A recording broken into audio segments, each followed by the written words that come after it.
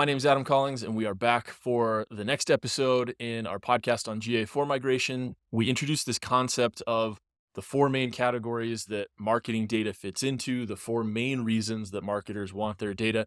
And we promised a deeper dive into each one of those. So that is what we were going to do today. Today, we are talking about reporting up to stakeholders as being one of the categories for why marketers want their data.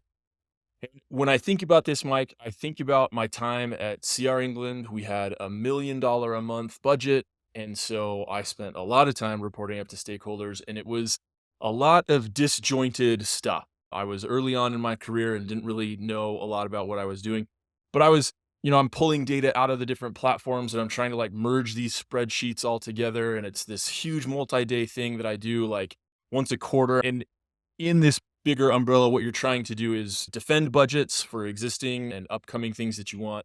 You're looking at forecasting so that they can plug it into kind of the accounting data.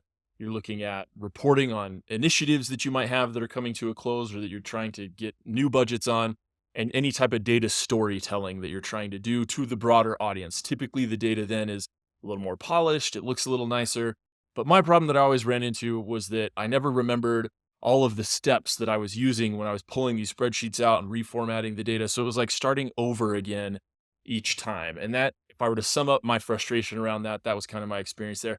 Did I miss one of the purposes that we've sort of identified that fits under this reporting up to stakeholders, or No, did I no, get them that all? does it. Yeah, we can talk about some of the data tasks underneath there now. Maybe we can talk about what, when you're going through that process, there's a few things that happen. You described the process well. And when you're going through the process, what you want from your data is you want to be able to pull it consistently, and you're usually pulling from different sources. And what we're asking ourselves as we go through this list is GA4 better or worse or the same as Universal Analytics at helping us with these? Second item is you want to track your learnings, meaning cause and effect. Can you record what you did and then what the result of that thing was? Then you oftentimes want to join in cost data, which comes from other platforms that not your web analytics platform most commonly. And then you want to be able to pretty up the data. So summarize it, pretty it up. And you sometimes in the forecasting world, you want to track pacing and budgeting, because sometimes it's not just reporting the past, but it's saying we're partway through the quarter. How are we pacing?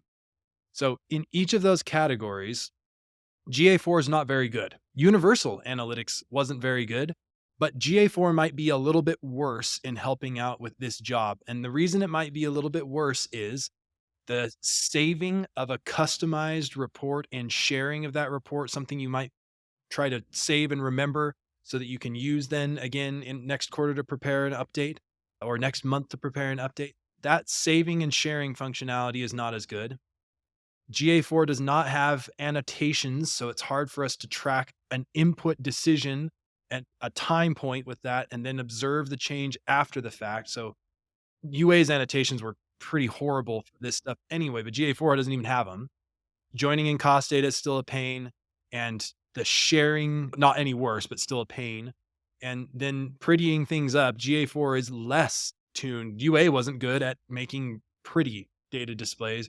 GA4 is also not good, maybe even worse at making pretty displays. So the moral of the story is don't try to do this job in GA4. It's about getting the data out of GA4 in order to do this marketing data job of reporting up to stakeholders. And so if you had to summarize, we sort of did this better or worse. It sounds like it's meh to worse. Yeah, wasn't From a great grading before in scale. UA, is worse in GA4. And generally, you just shouldn't be caught trying to coerce GA4 into doing a portion or all of this job for you. It's just not the tool for the job. Okay. All right. So let us know down in the comments section, how do you plan on using GA4 to report up and out your data? Are you just going to use GA4 and the sort of terrible tools that are in there? Are you planning on piping it somewhere? If so, where? Let us know if you feel like you also agree with our kind of description on this particular topic and our assessment that GA4 is in fact worse than UA. Let us know in the comments because we want to hear about it. And as always, thanks for listening.